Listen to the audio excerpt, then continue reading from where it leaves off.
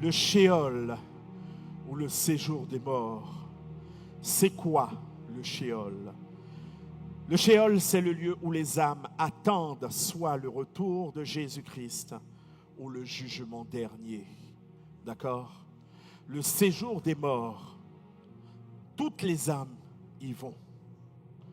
Parce que toutes les âmes ont un rendez-vous. Attendre le retour de Christ ou sinon le jugement dernier.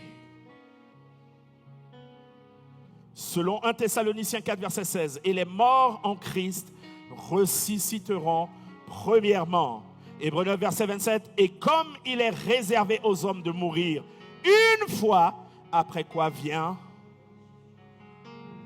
Alléluia.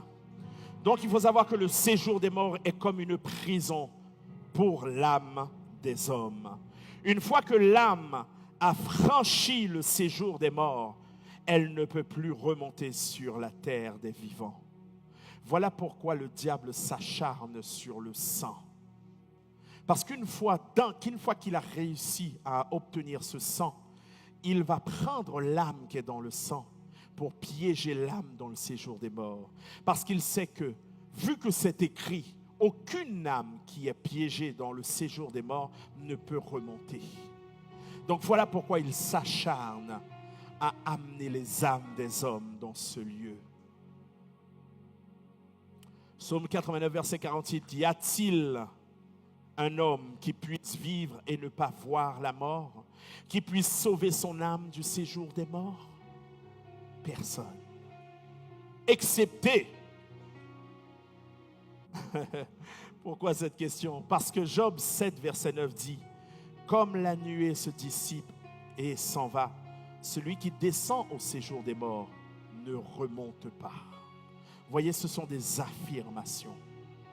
Mes frères et sœurs, vous devez connaître ces choses pour comprendre à quel point que vous devez préserver et protéger votre âme.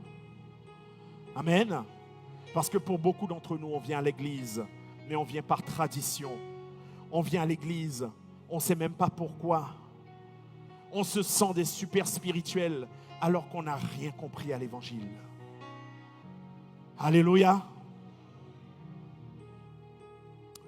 À l'exception de Jésus, comme il était écrit dans Acte 2, verset 27, « Car tu n'abandonneras pas mon âme dans le séjour des morts, et tu ne permettras pas que ton sein voie la corruption. » Mes frères et sœurs, 1 Samuel 2, verset 6, « L'Éternel fait mourir et il fait vivre. Il fait descendre au séjour des morts et il en fait remonter. » Déclare, nos âmes remonteront au nom de Jésus.